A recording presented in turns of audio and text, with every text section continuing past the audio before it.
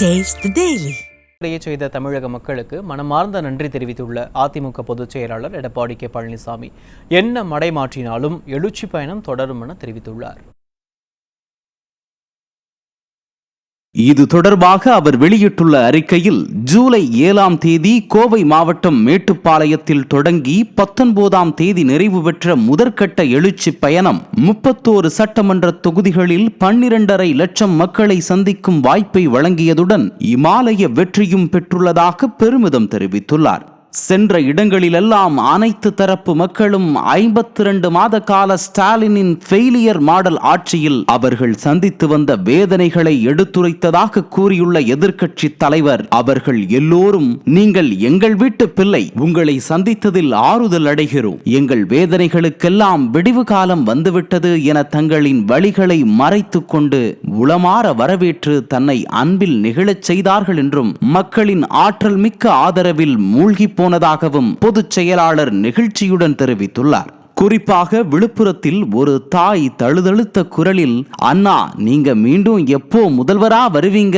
என தன்னை பார்த்து கேட்டபோது 2026இல் அதிமுகவின் வெற்றி உறுதி செய்யப்பட்டதாகவே உணர்ந்ததாக தெரிவித்துள்ள புரட்சி தமிழர், புரட்சி தலைவர் தோற்றுவித்த, புரட்சி தலைவி வளர்த்த அதிமுக என்கிற மாபெரும் ஜனநாயக இயக்கம் தமிழ்நாட்டு மக்களின் நாடி நரம்புகளில் இரத்த ஓட்டமாக கலந்திருப்பதை மீண்டும் ஒருமுறை அனுபவபூர்வமாக கண்டு மகிழ்ந்ததாகவும் தெரிவித்துள்ளார். ஸ்டாலினின் ஃபெயிலியர் மாடல் ஆட்சி இந்த 52 மாதங்களில் பொய்களை மட்டுமே கூறி மக்களை மடைமாற்றம் செய்து வஞ்சித்துக் கொண்டே இருக்கிறதென்றும், உங்களுடன் நான் எங்களுடன் நீங்கள் என்றெல்லாம் வெற்று விளம்பரங்கள் மட்டுமே செய்து பித்தலாட்டத்தை தொடர்வதாகவும் அந்த அறிக்கையில் அதிமுக பொதுச் செயலாளர் குற்றம் சாட்டியுள்ளார். மக்கள் நலனை தள்ளி வைத்துவிட்டு சுயநலத்தை மட்டுமே குறிக்கோளாக கொண்டு ஆட்சியாளர்கள் செயல்படுவதாகவும், நகராட்சி சொத்துக்களை கொள்ளையடிக்கும் நகர்ப்புற வளர்ச்சித்துறை அமைச்சர் KN நேரு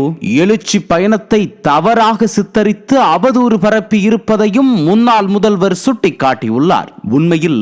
மந்தி தனது குட்டியை விட்டு ஆழம் பார்க்கும் என்ற பழமொழிக்கு ஏற்றாற்போல் ஸ்டாலின் அமைச்சர் நேருவை விட்டு அறிக்கை என்ற பெயரில் ஆழம் பார்த்திருப்பதாக தெரிவித்துள்ள பொதுச் செயலாளர், நேருவின் ஆள் மனதில் ஸ்டாலினை பற்றி உள்ள மருமகனை காப்போம், மகனை காப்போம், ரியல் எஸ்டேட் மூலமாக தமிழ்நாட்டை கூறுபோட்டு விற்போம், மக்களை மறப்போம், போதை பழக்கத்தை பரப்புவோம், இயற்கை வளங்களை சுரண்டுவோம், பல்லாயிர கோடி கணக்கில் கொள்ளையடிப்போம், சொத்துக்களை வெளிநாட்டில் முதலீடு செய்து ஊழல் பணத்தை தமிழ்நாட்டிற்கே கொண்டு வருவோம் என்ற அவரின் எண்ணத்தை வெளிப்படுத்தும் விதமாகவே உள்ளதாக கிண்டலடித்துள்ளார். ஸ்டாலினின் பொய்யான வாக்குறுதிகளையும் திறனற்ற ஆட்சியையும் உண்மை முகத்தையும் அறிந்து மக்கள் விரோத ஆட்சியை வீட்டிற்கு அனுப்ப தமிழக மக்கள் அனைவரும் உறுதியேற்று விட்டார்கள் என்றும், தமிழக மக்களின் உள்ளம் திமுகவை வீட்டிற்கு அனுப்ப ஒன்றுபட்டு விட்டதென்றும், அவர்கள் அடைந்திருக்கும் தாழ்வை போக்க சபதமேற்று விட்டது என்றும் முன்னாள் முதல்வர்